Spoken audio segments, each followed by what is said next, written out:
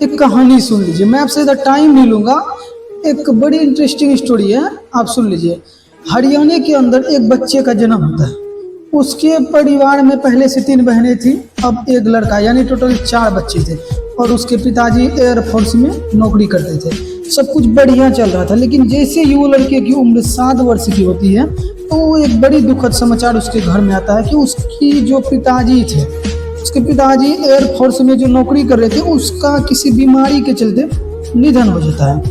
और पिता का निधन का मतलब यानी जिंदगी ने आपसे एक बड़ी चीज छीन ली। जिन लोगों के पिता नहीं है इस बात को भली भांति जानते हैं। अब 7 साल का वो बच्चा और पिता का साया उसके सर से उठ गया। अब माँ किसी भी तरीके से 3 बहन और 1 भाई यानी चारों बच्चों को अच्छे से पालते हैं, पोसते हैं। अब थोड़ी देर बाद जब वो लड़का बड़ा हो जाते हैं और वो बच्चा पहुंच जाता है इंटरमीडिएट में। इंटरमीडिएट में अभी बहुत सारे लोग यहाँ पे होंगे जिन्हें पता होगा। अब वो लड़का कॉमर्स की पढ़ाई कर रहे थे, सब कुछ बढ़िया चल रहा था।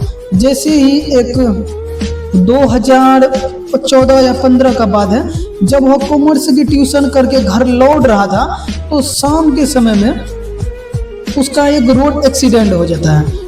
एक ट्रॉली जो ट्रैक्टर होती है उससे उसका एक्सीडेंट हो जाता है और उस एक्सीडेंट में वो हमेशा के लिए अपना एक पाँव गंवा देता है। अब देखिए कितनी बड़ी दुख की बात है।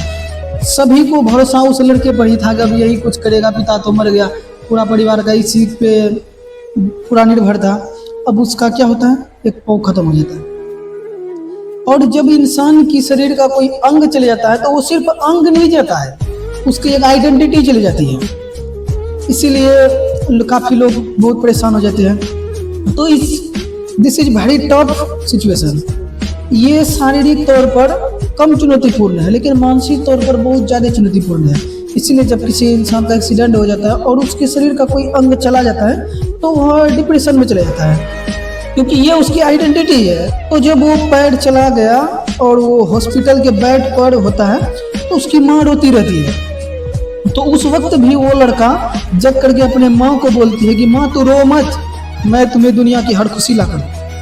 हरियाणा का वो लड़का, अब सोचिए हॉस्पिटल के बेड पर भी कह रहा है कि माँ तू मत रो, मैं तुम्हें जिंदगी की हर खुशी ला कर दूँ। अब जब 2016 में उस लड़के को पुणे में जाकर के एक एस्थेटिक लेग लगाया जाता है, मतलब यानी नकली पैर लगाया जाता है। और उसके बाद ये लड़का अब सोचता है कि मुझे ज़िंदगी में क्या करना है नहीं करना है, तो वो चुनता है, किसी काम को चुनता है और वो सोचता है कि मैं स्पोर्ट्स में जाऊँ। स्पोर्ट्स का मतलब समझ रहे हैं, खेल। तो वो चुनता है खेल को। अब खेल में भी वो कौन सा खेल चुनता है, जेवलिन थ्रो। यहाँ पर बहुत सारे लोग जानते होंगे जेवलिन थ्रो, यस राइट, जानते हैं ना जेवलिन थ्रो। तो जेवलिन थ्रो को चुनते हैं और वो मेहनत करना शुरू कर देते हैं। 2018 में एक प्रतियोगिता में वो हिस्सा लेता है जहां वो 5वें नंबर पर आता है। फिर 2019 में एशिया लेवल का कंपटीशन होता है और उसमें वो लड़का भाग लेता है, जिसमें वो सिल्वर लेके आता है। अब देखिए वही लड़का कितने अच्छे से मेहनत कर रहे हैं।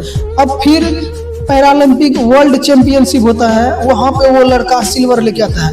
और जब 2020 में टोक्यो ओलंपिक होता है तो वह लड़का भारत के लिए गोल्ड मेडल लेके आता है। सुमित अंतल नाम था इस लड़के की, सुमित अंतिल। अब देखिए कितना बड़ा हादसा हुआ इस लड़के के साथ। इसने जिंदगी ने इससे क्या क्या चीज लिखी है, लेकिन उसे यह चुनौती समझ करके, चुनौती स्वीकार करके भारत के लिए गोल्ड लेकर आता है।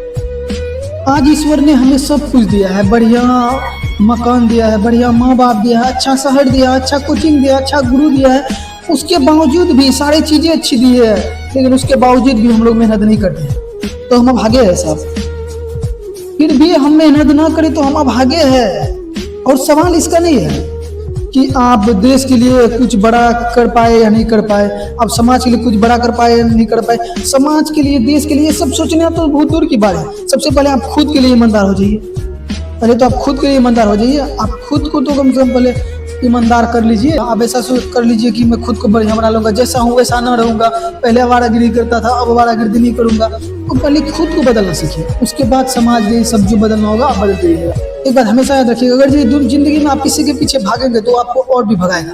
अगर यदि वही आप अपने खुद के ऊपर मेहनत करेंगे तो वो खुद ही चलकर आपके पास आएगा। और मुझे नहीं पता कि आप कैसे परिवार से बिलोंग करते हैं, लेकिन मुझे इतना पता है कि भारत का, बिहार का एक पिता जो है, पिता जिसकी उम्र 50 वर्ष, 60 वर्ष या 55 वर्ष है, वो 12 घंटे मेहनत कर रहे हैं। आपके जो पिता हैं वो 12-12 घंटे मेहनत कर रहे होंगे।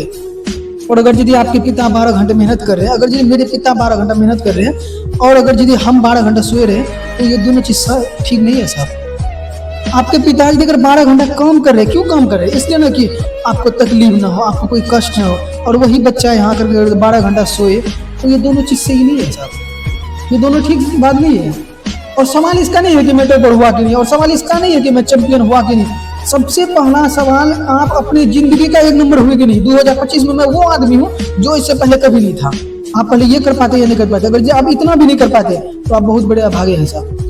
आपको अपनी जिंदगी का नंबर 1 होना है कि 2024 में, 2025 में, आने वाले समय में मैं वह आदमी रहूंगा जो इससे पहले मैं कभी नहीं था। और अगर ये भी नहीं कर पाते हैं तो आप बहुत पीछे हैं जिंदगी से, और अभी कंपटीशन बहुत अधिक है। तो सबसे पहला सवाल यही है कि आप अपने अंदर ईमानदारी को जगाइए।